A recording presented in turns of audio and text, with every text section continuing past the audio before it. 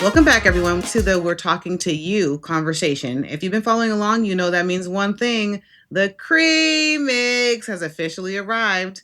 For those of you who don't know me, I'm Lucretia, and today I'm joining Jay Dominique and Prometheus for what I hope is the beginning of many thought-provoking conversations.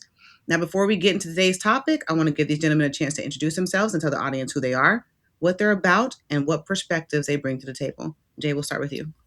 Blessings, beautiful people. I'm Jay Dominique, aka J Dot, the one that brought food for thought to the haves and the have-nots at your service.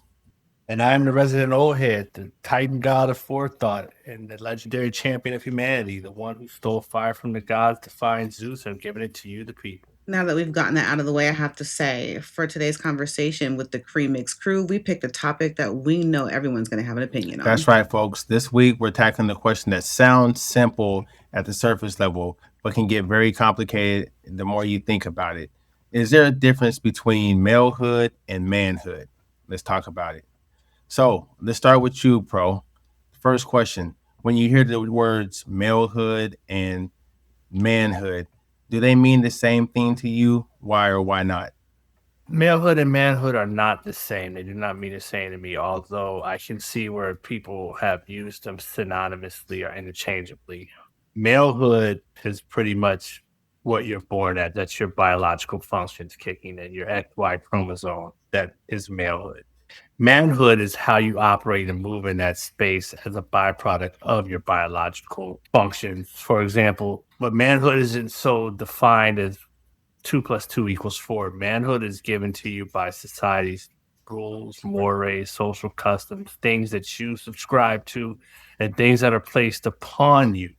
And it's like the culmination of what things are, which makes you a man versus who you are by what you were born as your malehood. So malehood versus manhood. What I want to say to you, Ludo, I think you have a great opportunity to interject the perspective of a woman in all of this, because a lot of this conversation, malehood versus manhood, is going to be predicated on a lot of what we as men think. And you're going to see a lot of things when it comes to manhood, which is the expression of malehood. A lot of this shit is done from the belief or the benefit that we think it is translating for women to see this.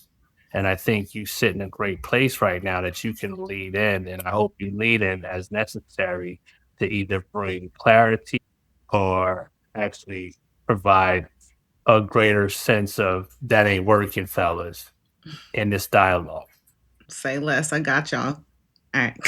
For me, from the woman's perspective, since you've given me the opportunity to jump in, I guess I will speak my piece. From the woman's perspective, it's really less about the biology and more about the behavior and the character and the responsibility. And so, simply put, like you said before, it's manhood is or malehood is simply like being male, just having the chromosome, and it's something that you're born, and then manhood who you've chosen to be. And so, I think the way that women, for me and for most women, will describe it a little bit different. And so I think this is going to be interesting to be able to see how you're seeing it, how you would describe it, to see if there's some similarities or some differences. But when we think of a malehood, we're going to think of things that have characteristics of immaturity, someone who wants the respect but hasn't really learned how to give it, or they'll blame their circumstances on other people, avoid difficult conversations, seeks validation, that they need constant validation. They prioritize what feels good now. So it's the more that instant gratification, what I want to do now, what I need now. And they equate it to money and status and muscles and validation and just attention from women. Exactly. And then they feel like a responsibility is the burden, and they almost want to run from that, right? And then when you see the men transition into manhood, and for women, and how we're going to judge that and how we're going to measure that is going to be based on men who take accountability even when it's uncomfortable to take accountability, or someone who says they're going to be about something is going to be about it. Actions speak loud. They keep their word. They can regulate their emotions. They can make decisions with the long term in mind, so they're getting rid of that instant gratification, that thing I want that feels good in this very moment. And then they lead through example rather than trying to control people. And I think a man who is secure in his manhood recognizes that if he is leading, people are following. Otherwise, he's just a man taking a walk by himself, and he views his responsibilities as a part of his purpose. So I don't think that women, when we think of a man, we define it in the same way. Like, we're not looking at it always as income or education or job title. You know, you could still be rich and still be extremely immature, still be not someone that we would consider a man. You can be struggling financially, but deeply respected, and because of your character. And I think that is the difference. And that's the thing that's biggest for grown women, especially. There's something that you said that resonates with me as it relates to manhood. You said that people, males choose to develop manhood. And I think that's important for us to stop and hover over for a second, because the malehood side of it, the biological side of it, is going to take place whether we want it to or not. Each year that passes on planet Earth, a man's body goes through physiological changes, right?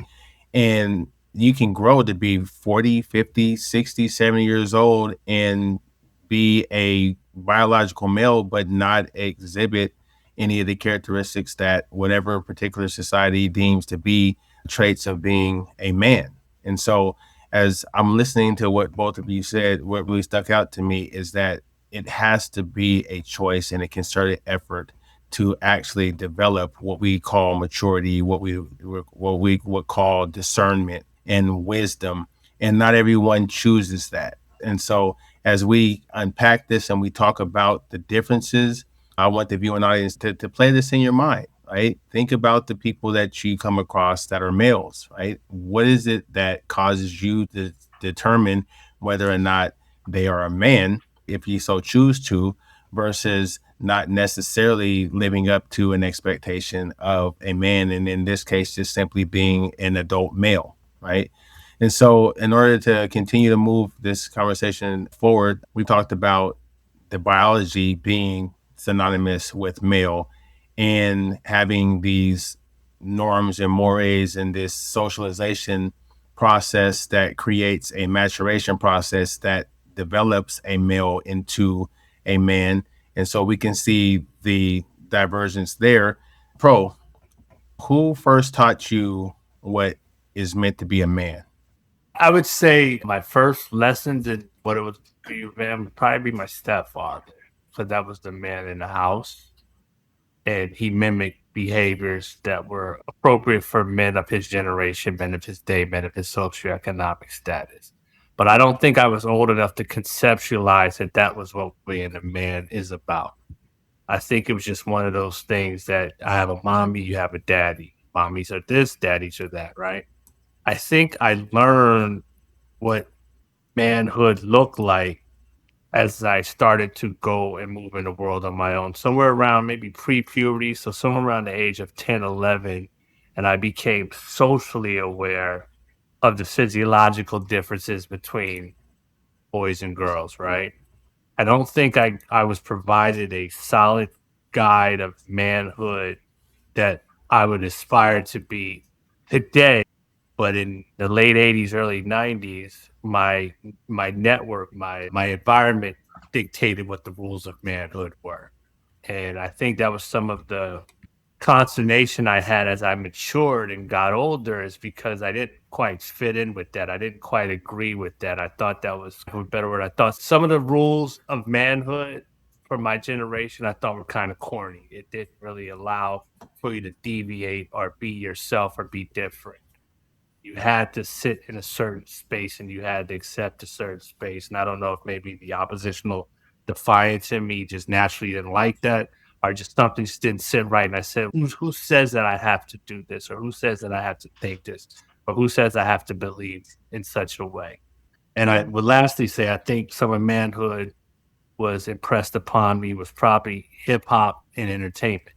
Whatever the image that I was saturated with gave me the identity of what a man should be from my generation. So the question is, who first taught you what it meant to be a man? And what experiences have shaped your understanding of what a man should be? As someone who, it feels a little strange for me to be talking about this, but I can definitely talk about, obviously, from the outside looking in, right? And it was, for me, it was my dad. And that was my first example, the first man I ever loved, the first man I ever really knew. You know what I mean? So that was my first example of what, to me, a man was supposed to look like. But I don't think when we're that young and we're influenced by someone, and at that time, you're not thinking about him as I couldn't think of him as a man. I could only think of him as my dad. They did not connect for me. So my father, I guess, and I guess I'm working my way through this. My father was what taught me how to be, what a man should look like when he fathers his children. My brother, my big brother, taught me what a man was supposed to look like when he is a husband and he's a partner. Then I had really good male friends that taught me what it was supposed to look like when a man respects a woman platonically. So I think because I wasn't trying to learn how to be a man, that wasn't the Ooh. ultimate goal. My perspective on what men look like came from different sources. There was the father, the husband, the friend. One of them couldn't show me what that looked like because that wasn't my goal. That makes total sense.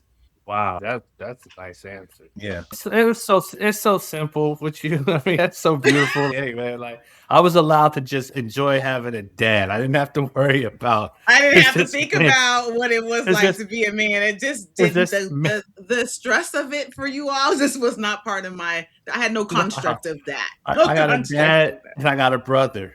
And I had a dad my and I had a brother's brother, and I my have brother's male mean to me friends. sometimes. Yeah. And my brother got married at 18, so he was out of the house. My dad now did warn me about men and but my dad it was ass backwards. My dad would say stuff like, don't just have one boyfriend, have a couple. When you're young and the guy tells you don't just have one boyfriend, have a couple, what he was trying to say was, don't fall in love and get stupid and get pregnant by this one guy because you're messing with this one guy. If you spread yourself a little bit, what he was trying to say is, if you don't get too connected, you probably won't end up with a baby. I think that's what he was trying to say as I got older. But when I was younger, I was like, so don't be faithful, just have a bunch of boyfriends. Okay. Get connected. Don't get connected to one guy. Don't fall for no one guy. Just go have fun. But also don't be a hoe. So find a way to be able to do that and not be hoeing. That's an important part, and that's called survivor's guilt. Once men make their way Mhm. through that process of immaturity into maturation, and then they have a daughter that they now have to prepare for that with the gloves off. They have to be able to share the harsh realities that males go through when they're in their male stage before they come in. That's interesting. So we're going to have a wide variety of perspectives here just based on the origins of us being introduced to manhood.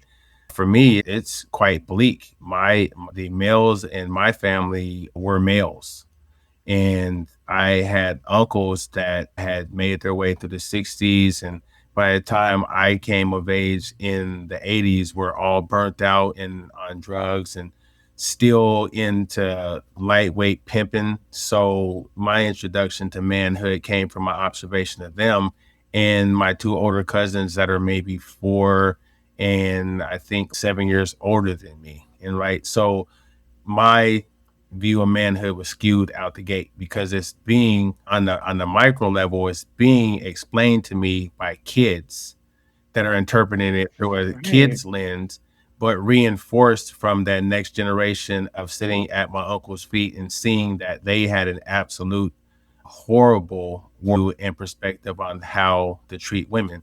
And so when my uncles were around, when they were in and out of jail or in and out of their own sickness, they would give me what we call ism. They would give me all these words of pimp logic and pimp game, and that is nowhere near the upliftment of women. That's nowhere near respect for women. That's nowhere near being able to understand the qualities that a woman brings to the table that as a man you should want to have in around you to help complete you. I got none of that. And when I got old enough to where I was the next in line and I had three youngsters underneath me, that it was my task as a teenager, mind you, to try to prepare them for the world as a man and not even really having a clear cut understanding outside of that skewed version of pimping and pandering and all that stuff. All I had was rap music. I was heavily influenced by the hip hop culture. My grandmother took me Mm, in so I wouldn't go into foster care, and there was no man in the house. And the math equation is was three burnt out uncles and six aunts. So I seen women and I seen them go through their trials and tribulations with the men that they brought around, and so that wasn't helpful. So I just was fascinated by and impressed by the hip hop culture. And at that point in time, I didn't realize that most of the rappers were in between 19 and say 23, 24. I just saw them as adults and I listened to the lyrics right. and I took those lyrics to heart. You know, anyone that knows me well from my childhood, especially the young boys that I was tasked with trying to raise, and I think back, and it's not an excuse, but I raised them the way that I was raised, and it was no more, no less. They'll tell you that I took the lyrics from some of my favorite rappers to heart, and I actually structured my off of that. And so my first introduction to manhood really wasn't at all about manhood at all. It was almost exclusively malehood, but I didn't know the difference at that point in time. And so we'll get into a little bit deeper where I think I was probably exposed to and made me inspired to now start gaining more maturity. But that was well after I left the house at 19 and went to the Navy. So during my childhood and my adolescent times, there was absolutely no father figure or role model that showed me anything other than what we can now put on our phone and go back to listen to 90s hip hop. And I can tell you, I can remember exactly where I was at when I heard this song. And this is how these lyrics impacted me. It wasn't an actual person, it was a subculture that was beginning to find its own footing, but was deeply, deeply conflicted and was passing along the worst messages to young boys and young girls at that Right. point in time. So that was my entry to this thing called manhood. So here's my question, and this is an obvious question, but I want to make sure that we're able to move back and forth and vacillate between the past and present. So, Pro, obviously, as a man now, by every measure and every mark, how has your definition of malehood changed for you as you've gotten older? So let's go ahead and track it through 20s, 30s, 40s, etc. If you don't mind. Yeah. So, like you, my definition of or what I thought was manhood was given to me by whatever the societal influence were of the day. We'll say when I say the day, 2000. So whatever was pumped out on TV, whatever was pumped out in entertainment, that was the aspiration of what a man should be, and it was almost always an entertainer or an athlete. But again, I had the benefit of having decent men in my life. Like I had grandfathers, I had uncles, older uncles and grandfathers, but they were of such an age above me that it didn't sit. Now that I'm older, I can respect what it was, but at 20, we were so far removed from them. I couldn't see myself in their life. So the way they move, the way they handle situations, just it could have been trying to learn Mandarin Chinese. It would have been lost on me. My 20s, I was in the military, and one thing the military is very good at, it takes young people from their home and puts them in other situations where they have to learn how to adapt. But what winds up happening is you wind up, as a young male, you wind up fitting into a situation trying to posture yourself off of what you thought your image of manhood should be, and you try to fit that among other men doing or other young men trying to do the same thing. So there's no healthy understanding of what a man is. It's just a bunch of 20-year-olds trying to posture themselves as to what they think a man was. Like I said before, I chased every male fancy that you should probably want to chase in my 20s. I checked probably every box that most men who grow up from my generation have chased, right? With respect to drugs and women, right? There's not a drug that I've ever wanted to do that I didn't do, and there's not an experience with a woman that I've ever wanted to have that I didn't have. But because I thought that was what men did, right? I wasn't old enough in my 20s to recognize, like, no, that's actually, I'm hurting. And that's why I'm doing these things. This reckless behavior is because there is a loss. There is an actual, there's a hole that needs to be filled. And what I'm really searching for, those experiences, I'm just looking to feel something. I wind up having children, getting married in my 20s, and having children will change you because in those moments, it's no longer about you trying to satisfy your own desires. And I was 24 years old, damn near 25, and I felt like a child. 30, manhood becomes a little bit more real because now you're in the routines of a marriage. I had a divorce under my belt. I was remarried, and now I was being a father, but I was learning how to show up in the world based off of what we said my responsibilities were. I was way more mature than I was at 20, but I was not as mature as I am closer to 50. Somewhere around 38, 39, I was old enough to start to have some questions about where do I see myself going? Like they say, you can finally start to learn yourself when you get tired of your own shit. I think that's one of the things that separates a boy from a man. And you had commented this earlier, Lou. You said something about accepting responsibility for things, right? Boys will find every other reason to justify their bad behavior. Or if they do accept any responsibility for it, it's because someone else did something first. But I think that's it. And I think, but then I got to start asking questions amongst my other males, and I started asking larger questions to say these rules of manhood that we're adopting, do we even buy in them? Do we even subscribe to them? Are these even things that we like? And if so, why do you like those things? Why are you against certain things? Why is a man not supposed to do certain things or say certain things or have certain things?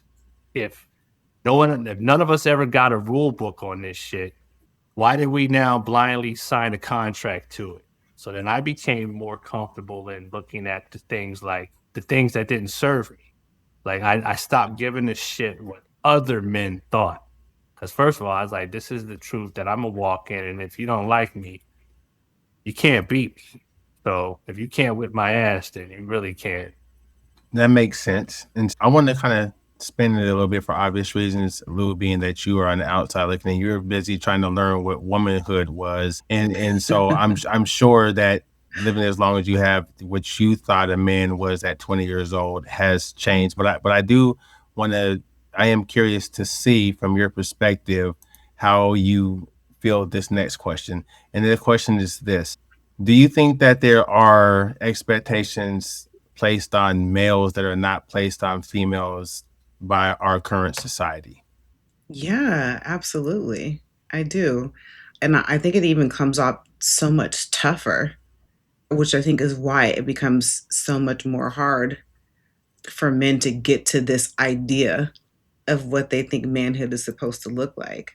For for women, we have this societal thing placed on us as well, but we're also allowed to play docile or needing protection. We're also able to fade into those roles if we need to. So we don't have to be looked at as the protector. We don't have to be the lion of the jungle. It seems almost so grand and so much harder to obtain that it also poses a lot of internal conflict within you all. Then so for women, I don't think we're fed that same type of, you have to be this person that protects everyone, that has to be the strongest, that has to be this. That's how we feel the expectation is for placed on men. I don't know if that's actually true, but that's what we see is, you got to be the strongest, you got to be the protector, you got to be the one that is financially responsible, you got to be the one that handles everything, and you got to be the one that everyone's supposed to lean on. We're not that. We're the ones that still have the ability to lean on someone. So yes, I do think that there's a difference 100%. I also think that because of that, because we have the opportunity to lean, it allows us women to play in this other space. You know what I mean? This other naturally protected space that we just navigate in on a day to day basis. So, yeah. And then as women, even though we want to be like, I want to be equal, we're still allowed to play in the area of being the protected. No, that's a fact. But I got another thing to spin to you. So in modern society, let's just say American society, right? If there is an expectation that when a man and a woman come together, there's going to be a conversation had or some structure that's put into place that decides to what extent a man has responsibilities and a woman should yield to the responsibilities, right? So you hear in social media spaces, you hear in other podcasts, you hear all throughout social commentary that women want a man that is ready to lead, right? And that men should be groomed to be natural leaders or taught to be leaders. And the expectation is that women should be persuaded to follow. Part of my maturation process was the refinement of what I call the three P's, which is protector, provider, and profit, right? And in all three of those areas, there's a lot of shades of gray as far as what the responsibilities of a male are. But the thing that I'm curious about from your perspective is if a man, by society standards, should be bred to lead in a relationship, not to dominate, not to lord over, but to lead, show leadership, and a man has to, like any other person that's taking on a new endeavor, go through a process of trial and error, ups and downs, figuring out and forming conclusions and being able to be given grace. I'm curious from a woman's standpoint, how much grace does the average woman give to a man when he comes into a relationship and is trying to step into those roles before you're like, okay, no, I don't feel as if you gotta be my guy because you're not checking these boxes, versus recognizing that there's some trial and error that has to go into any relationship. Since we're talking about different pressures placed on a man versus a woman, is that something that women look at, or they're like, okay, you know what, I'm gonna work with him, I'm gonna give him some time, I know that he probably needs some time to grow into me and this whole thing? Or do you expect when you meet a man that they have those things already in order for you to trust them in a relationship? Expect them to have those things in order for us to naturally trust them. There's not a lot of grace I don't think we're given, but there's a couple of things that you said. There's a couple of angles that you can take with that, because I'm not going to really give you grace. I expect that you already are prepared for that. You shouldn't really be stepping to me unless you already are. Like, there should be no space in which you're trying to be a leader in which you have not learned to lead. You don't learn with me. You don't learn that with me. You learn that before me. Until you get to me, you should be learning that. If you're not learned it, you shouldn't be coming to me. Already have to pass the test. It's like when the animals fight to the death and then the person wins, they walk away with the prize or wherever the case may be.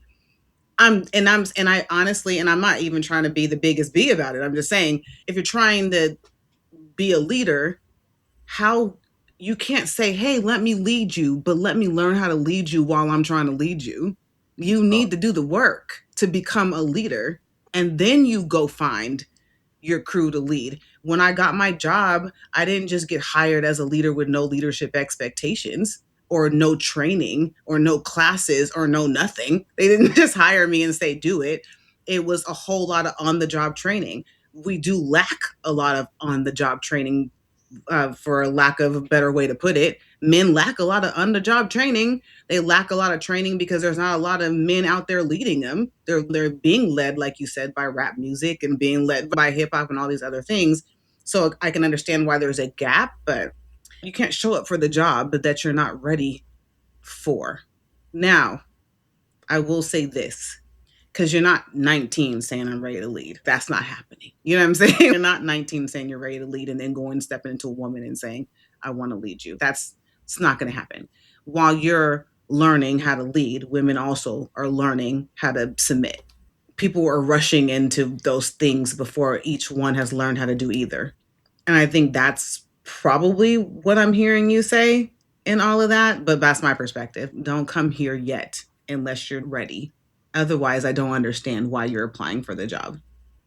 So I think it's funny you say that. I think that a lot of don't realize where they stack in that line of leadership because I'm gonna back up. You said And something just earlier, because you're a man does not mean you're fit to lead. That's just all there is to it. Like, and we all agree, we all seem to agree that gender expression for women is it's a lot more fluid. Behaviors associated with womanhood are more fluid than the rules for manhood. You're either a good man or you suck. There's no, "Oh, he's a man in training. He'll get there one day." You're either a great man, no, there is a man in training. There but is. nobody wants to give the But man in once you training. get to the man, that's when you're done training. And now But there's still some things you learn how to lead this specific woman, but you're still a leader. but I think that's one of those things that until you check out this planet, you're always changing. Because I think I have a handle on some things that closer to 50 than 21, but I'm Mm. sure a 75-year-old man would sit me down and be like, "You don't know shit, young man." Nah, And I'd be like, "You got to know." What I was going to say though is, I think that one of the things that's lacking is that I don't know, 100 years ago, 30 years ago, whatever, there used to be manhood tests. There used to be tests that oh, society agreed that a boy had to go in the woods and kill a dragon and come back with his skull. You had to do stuff to earn your place. that wasn't 30 years ago for sure. I don't even know what a dragon if it was ever years ago, but I hear you, what you're saying. you had to do things so that you could come back and walk with your head up. And coming back as a man back into the village, were afforded the rights to conduct yourself as a man. You could live on your own. You could take a woman and have Yeah, children. You could have a family. And I think we don't have those arcs anymore. So there are a lot of boys who just circle, and then one day they're expected to live in a man's space, whatever the hell that means, but they never really they didn't have to cut their man stripes. They didn't have to earn their manhood, yeah, if I'm making sense. And I think that goes back to what society says the rules of the man are. Because my understanding of manhood at 20, it was different than it is today because it was different. But also, I don't live in the same environment either. Because when I go back to the environment that I grew up in, there are still men acting the way I think that men would have acted when I was in that age group. But you're my mhm, age now. It's not cute having a face full of gray and acting like that, in my opinion. Some yeah. people would say, age is but a number. You feel good, you look good. I'm like, yeah, whatever, dude. I don't know who's still saying that. Just people who trying to do something. I don't know what they're doing. Jay, there is something that you did say though that I think I understand like where you're going with the question and the idea and the thought of it. I do now think now that there's just a man who's confident in his level of leadership or his confident in his ability, should I say, to lead. And then he meets a woman. Now, is there going to be some sort of training that's there that where you will have grace and where he is learning how to lead you? Yeah, I'm pretty sure there's some grace there. There's no timeline in when that needs to happen. It just needs to show up when it shows up. Once you learn this specific woman, it shows up when it shows up. So there's going to be a moment, there's going to be moments, little tests where you've had the opportunity to lead. And if you fail, depending on what her previous experience is, one or two or three times, then you failed. And now she is going to now turn into take the position of leading naturally. And it's not because we as women are trying to be like, oh, you failed, you're not a leader, I'm just going to lead. It's just that we've been put in places where we needed to for survival. And if those moments come up in which you need to lead and you don't make it through those moments. It's not like we're purposely putting them out there. You just didn't make it. You just didn't pass the test. Then you failed, and then that's where you're at. And it's not grace period for life. This is now you've got to reevaluate. And it doesn't mean bye bye, I'm going to see you later. It just means I'm taking now this role. If you want to reevaluate and the woman loves you, then you got to have that's a whole nother conversation. It's time to I don't think reevaluation of leadership is out of the question. It's funny you say that because in like primitive cultures and in the wild, males who've reached a certain age of maturity but haven't displayed manhood are ostracized from society. Like they are pretty much thrown to the fringes. Like you have it, whatever it was you were supposed to have done by this certain block, you didn't meet it. The rules are very black and white. You didn't cut that mustard, you got to go. And I think that's one of those things with manhood versus being a male. If you hit a certain window in life and you're still not over here with it, and I don't know, the asshole man in me looks at that too. Yeah, man, you're a reckless boy, bro. You gotta get over there.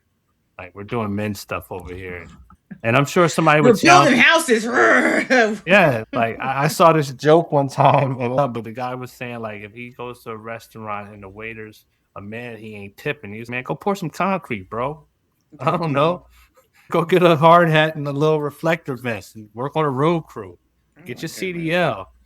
But There's a something that just the educator in me, right? I can't help but to see the world through the lens of an educator, right? And for me, one of the hallmarks as mandatory of an educator is to be a lifelong learner, right? And to be able to understand that yes, there are pop quizzes, there are tests. In my world, we call them either assessments that are for performance or they're assessments to see if you've mastered something, right? And so Mhm. what we understand is when we're in the process of learning a thing, there is a space in there where it's trial and error. And then when you Right. have the assessment at the end that demonstrates mastery, that's like you said, pass the test. If you pass the test, great. We move on to the next learning segment and we build upon what you have already showed a mastery for. But if you don't master the test, if you do not pass the test, we typically go into what's called remediation, where it's okay, we have to give said person an opportunity to be reintroduced to the information and maybe give them a different way to show whether or not they have mastery, right? So we all have been through K through 12 school and beyond. So we know test taking in of itself is problematic because that's not a real marker measure of what a person knows or what they're capable of doing. That's just a little rubric based thing that if some people are good at test taking and if the test is not skewed or biased in a way that causes challenges, you take the test, most people get it right. But in life, it's not that way, right? And if we were to say, as a mother, you have a child and that child depends on you, and it's up to you to continue on a daily basis to grow out your mothering skills. And if and when you get to these little check marks, these tests, if you don't pass that test first go round because it's just something new with you and your baby and you may not have the supports, does that mean that now we got to just reevaluate whether or not you have the potential to have good mothering skills? And if not, we have to really do something to intervene on behalf of the child. I think that in that scenario, most people are like, no, because motherhood is a all encompassing and babies are different, circumstances are different. There's all these variables hey, that can't make it that simple.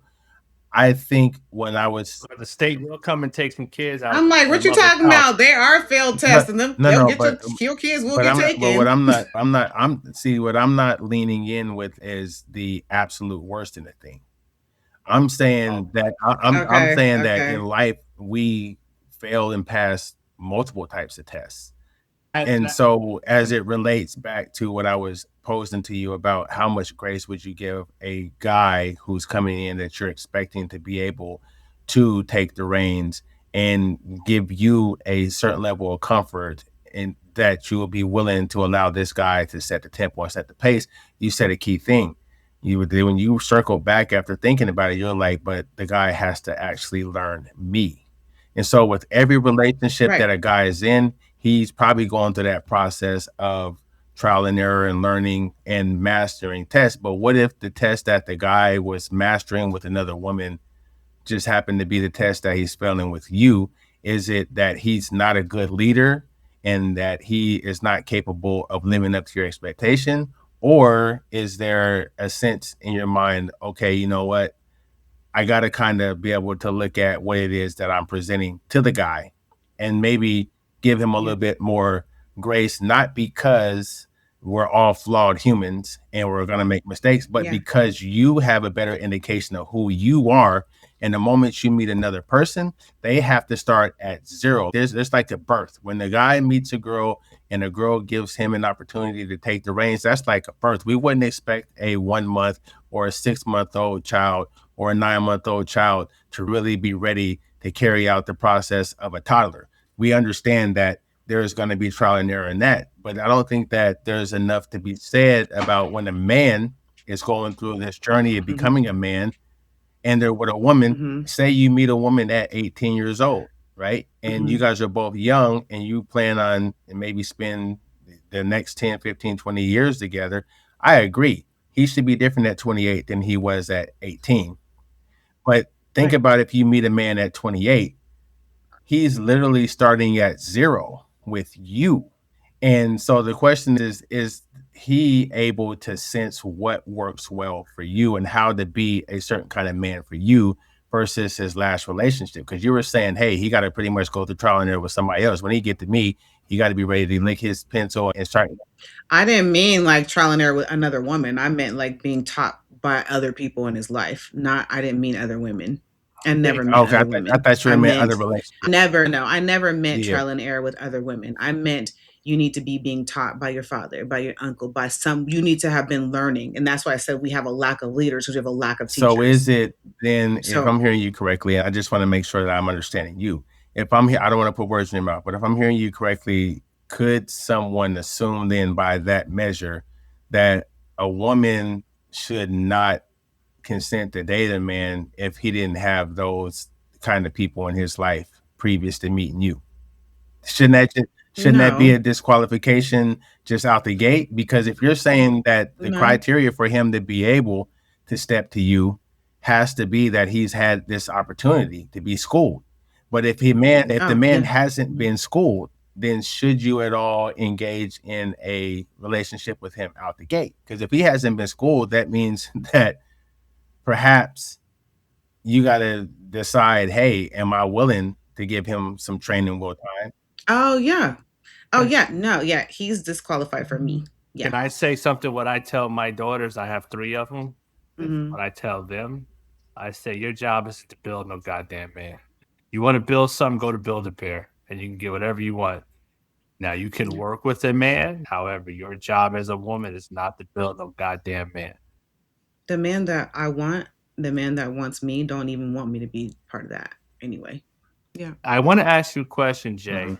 So, as men, is there like a point of no return where we would say, "Look, if you 35 and you haven't gotten certain lessons, bro, you fucked." Yeah. Or is this manhood journey one of those things that somebody in theory could show up at 55 and finally get their shit together? Yeah, I believe I Or understand ribs and what you're steak. asking.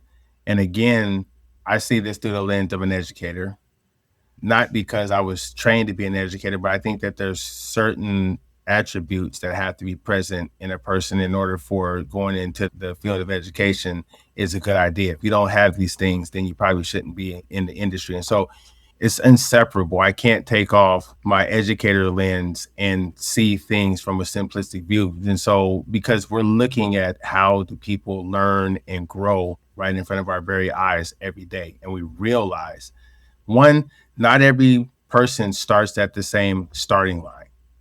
So, as it relates to manhood and malehood, everyone starts at the same starting line with malehood. You're born and you're going through these physiological things. Like I said, there are benchmarks that take place when you're 6 years old, when you're 8 years old, when you're 12 years old, when you reach puberty, when you reach 21, you reach 25. We've heard the statement that a man's brain doesn't mature fully until age 25, right? So everything before that has a lot of different variables. Here's what I'll say about education. You sit 32 students in a classroom and they all have different starting points. They all may be in the ninth grade or the 10th grade or 11th grade or 12th grade. But what we know is that there's a certain section of that classroom population that is reading below their grade level, right? Then there's certain students in that classroom that if you just gave them some direction and a couple of little rubrics and some guides, they could pretty much teach themselves how to navigate through that course of instruction. And then we know we have that talented 10th that they're just exceptional and it just seems like they were just born to just think and their problem solving, critical thinking, et cetera, et cetera. I think that's the same as any male that's making his way through life. You can meet a male at any station in their life, and they may have a deficit based on circumstances, but that doesn't mean that they can't either accelerate and overcome it if they're around the right male that shows them this is what I maybe took 10, 15 years to curate, but I'm going to give you the fast track. And now that person can make their way up and become a male, whereas someone else it might take 5, 10, 15 years just for them to get it. So what's really in question is not whether or not there's a threshold where you just got to give up on a guy and be like, hey, man, you're probably just going to be destined to be by yourself or just be a player. You're not cut out for being a provider, being a prophet, and being a protector. I think what's most important to recognize is equity. If there's a guy that still has a deficit in those areas, I agree with you, Lou. He probably shouldn't step to somebody that's already got everything in order and all they're looking for is just that last piece to just level up. But life and love don't really work that way. No, And, I know. Hey, I've been in the position of the hey, person stepping and hey, me being like, I can work yeah, with you. Yeah, the answer hey. when you ask me, I'm like, it's no. It is a flat out Listen, no. It is I, not a.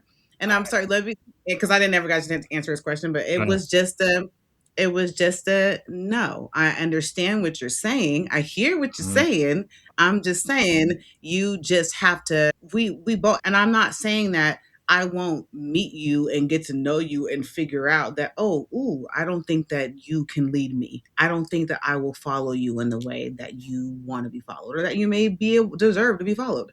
I don't think I'm that woman.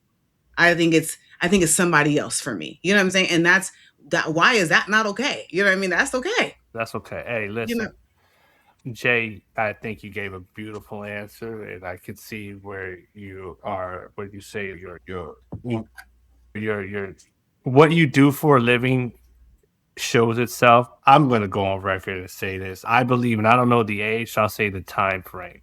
If a male has not made certain measures within himself and within society by about 32, and he has it, and by 35 he hasn't shown it, I don't want to ever say anybody's lost because anything can happen, but it is safe to assume, it is safe to say for the what we're doing, we're just talking. If you were going to be gambling and place a bet, that brother's probably not going to make it.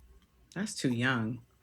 If you ask me. I would say 35 because by about 35, there are certain things, certain boxes that just, I don't know, historic, I don't know if that's the right word, you're going to have checked.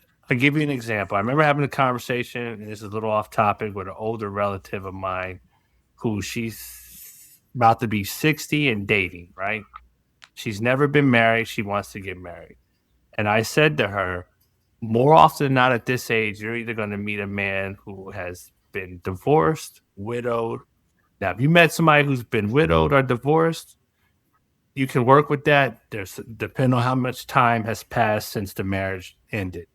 But if you met a man at 60 who has never been married, you better ask some goddamn questions.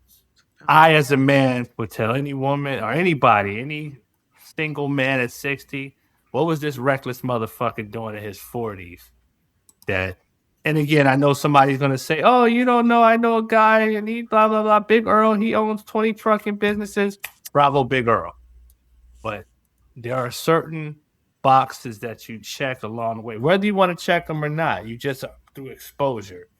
And for a male to transition into manhood, if he has not hit certain boxes by a certain age, it's not saying that it's out of the realm of the impossible, but it's highly improbable. Now, we can't quantify and say 35 is the age, so I'm going to give the time frame somewhere between 32 and 38. If you're 45 and you're still struggling to find what it means to be a man, and man, that ship is sailed, partner. Now Dang. you can make some babies, you can do some all sorts of things that come with having boy parts, but that essence that makes you a man, that allows you to pass something on to somebody else. And if you've missed that metrics, my dear brother in Christ, somewhere, I can't give that to you. And maybe you had a hell of a life and you overcame some shit, and God love you, God bless you. I'm not trying to sing your song for you as to why you don't have it. But we need to, as men who call ourselves men, we need to start holding other men accountable, because I think that's also part of the problem in society today, is that a lot of men, we have a very laissez-faire live and let live when it comes to other men. No, man, that's fucked up, bro. You way too old for that. All right, come on, my man. You how old are you? You really look at the world like that? Ah, man. Yeah. And until men are willing to say that, then we start creating these conditions. Well, everybody don't start at the same. So everybody coming at a different level. Some people ain't reading on grade. God damn, man. Eventually, you're gonna have to get a tutor, bro. Because again, in your profession, you're talking about 16-year-olds. Those are children. We can deal with that. I understand what you're saying, but I think that one of the major fallacies of adult minds is that there's just this thought process that the moment you turn 18, that you are ready and Oh, that you are, like I said, there's just so much science now that doesn't support that. So but I no, didn't no, say that. so I agree with you that people tend to look at and give a lot more grace to adolescents than they do to adults. But again, that's in line with some of the other archaic things that we now know. Spanking kids has taken a totally different turn as we look at the 21st century and looking at it through a psychologist and a psychiatrist lens. And so I'm not at all trying to make excuses for men that fail to launch. That's not at all what I'm saying. So I just want to make sure that no one gets that. What I'm simply placing on the table for us to also consider is that it's real easy to give a critique if you feel as if you were able to do a said thing and the expectation is that everyone else should be on that same schedule or that same pace. I'm not at all convinced at all that there are a lot of wonderful, great, loving, healthy, fulfilling relationships. I know that in this day and age we live in, it is so easy to fake it until you make it. But I also know that there are so many men and women that come out of trauma, that come out of a whole childhood trauma. And I'm skeptical to believe that all of a sudden they just get to adulthood and after 5 years they've cleaned all that up. My experience with people is that most people are uncomfortable with growth. They're uncomfortable with having to be pushed to become something that what we call a better version of ourselves. So I hear these buzzwords that people talk about as emotional intelligence and versions of ourselves, but what's evidence to me with the eyeball test, just seeing people, studying people, looking at how people raise their kids, is that we do walk around spouting a bunch of high ideals, but what's underneath the hood, what's when you turn the cameras off, when you put the phone away, when you're in a household with somebody, I'm like real curious to find out how many people are like, yeah, you know what? I really, from my vantage point, I am in a very healthy relationship. I know they're out there, but our society in every other but that's vein, the our society in every other vein is in a state of either depression or it's in a state of crisis. But but that's the difference between a manhood and a mhm, boy. Recognize, what did I say? One of the few things Lou asked me in the beginning, or you did. When did I know that I was becoming a man? When I got tired of my own shit. mhm. And I say, because I work in spaces where I deal with adults my age who, it's still everybody else's fault as to why they're where they're at. You know, brother, at what point, man, get some goddamn therapy then. I don't know, do some push ups. Your mom wasn't around, your pop beat the shit out of you. Like, just, you had a fucked up life, but pop. Crazy to hear you say that though. Do some push-ups or pour some concrete or stuff like that. When you I literally just said in the beginning of the whole thing is like, I don't want to have to deal with was, someone else's idea of what manhood should be, and no, I didn't subscribe to that. And I'm I thinking was, in my mind, you thinking of stuff like pour I'm some being, concrete and do I'm some being push-ups. facetious. I'm being No, very I mean I hear facetious. what you're saying, but you No, think you said it. You've given the example a couple of times, no. and I'm like, how are you saying that now? But earlier in the conversation, you was like, Fix your no. okay. Fix yourself then. Would that work better than pour concrete and do No, push I'm ups? saying like Fix what yourself. you said earlier. You said a whole No, lot of things of what a man should be, and then you said you didn't want to subscribe to that ideology of the things that people were putting on you. But then now you're screaming to the world right now: not. fix your, pour some concrete Listen, or do some push-ups. Is it if what you want what it is and what it ain't? here's what it is. If you want to if you want to sit at the adult table at the cookout and eat ribs and steak, then you got to earn the right to be there, and you got to You do do, the but it work on doesn't come yourself. with push-ups or pouring concrete either. It comes with other stuff. It comes with how you treat people, no All matter of like that. how you treat people that won't do anything for you. It It comes, comes with like how you accept it. It comes with a whole lot of other but stuff, it I feel first like. comes with recognizing that your shit stinks. Of Man, course. before Yeah, a it man, comes with that. Yeah, but yeah, for sure. Let's start with before, there. Let's probably leave it there because I before a don't man think can do anything else for anybody else, he has to first recognize in yeah, it's himself. holding yourself accountable and accepting the responsibility. I agree. But the other stuff, we might as well And just then switch it do to the some next topic. and then do some push-ups and get some tattoos. Yeah, okay. Cut all that out. See, that's what you Learn saying how to now. fight. Learn how to fight. Too much. Yeah, It's too much. It's too yeah, much. yeah. Pick up some martial arts. Get a firearm. Right. Go get a bow and Yeah, arrow. it's too much. Okay, Chop some. it's too much. You like hop on one foot, on. Yes. Move So on. you two have actually ushered us to our last question, and I want to start with you, Lou, Chop some trees down, dude. because it actually is applicable. So the last question I would like for you to actually share your thoughts on, Lou, is should women have a voice in defining manhood, or is that a conversation that belongs primarily between men? I don't know. I don't know that we need to be talking to men on how to be men. I think we need to stay out that conversation altogether. What I would say is this. We can do our part in expressing how what we see and our idea and what our opinion is when we view men from our perspective. We can give that information and let you do what you want with that. Because if a lot of manhood has to do with getting the woman or leading the family or leading the pack and how you're supposed to get that, I think our opinion on what we think it is matters. That's as much as I think we should do. But as far as being part of the conversation and shape all that, we got to stay out of that conversation. We still got stuff to do trying to figure out what it is to be a woman in 2026. We don't need to be, we'll leave that to y'all. We could just tell you our opinion and you just do what you will with it because our makeup is completely different. Our thought process is completely different. And I don't think that they're ever supposed to be the same on purpose. What says you, bro? I think I like what you said, Lou. I think it's a dual-headed conversation. The perspective of a woman should be considered because ultimately a lot of women have a lot of power in the game with respect to women will set the criteria that men will strive to for access to them, right? So if, for example, and I'm just speaking the most general term, if the collective soul of women said we don't like D boys and fuck boys, right? I would say within a generation you would stop. It wouldn't be as prevalent.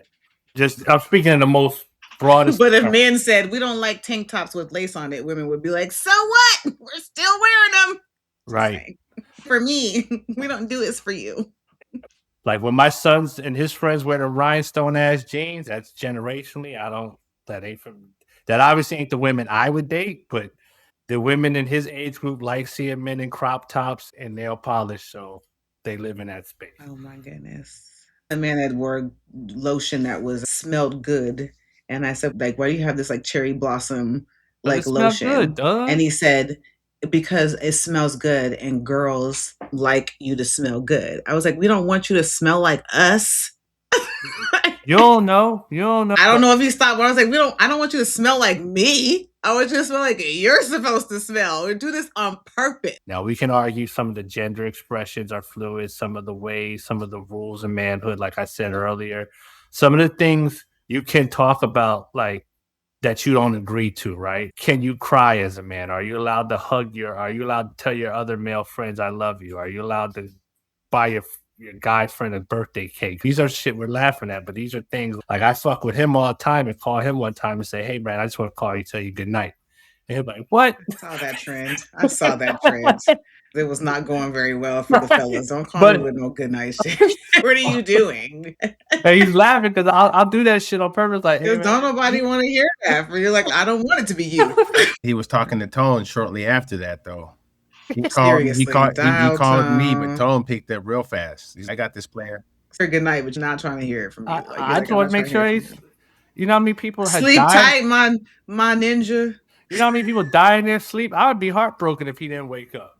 Yeah, but anyway, no, Listen, that's don't even call me. And I'm like, this is weird. Okay, but tone for you but too. but what I'm getting at, but all the jokes and bullshit aside, there still should be some conduct that's like not about telling your homeboy good night, but like, okay, how are we producing better images of manhood for those after us? So, malehood can be something that you're born with, but manhood seems to be something that is shaped through our experiences, responsibilities, relationships, mistakes, growth, and the choices that we make every day. And it depends on who you ask, right? The answer can look different from different people. We all have our own opinions, right? But what become clear in this conversation is that being a man is about more than biology. It's about character development. It's about how we show up for ourselves, for our families, our communities, and the people who depend on us. So, as always, this conversation doesn't end here. Keep thinking, keep questioning, and keep growing. Until the next episode, we're out.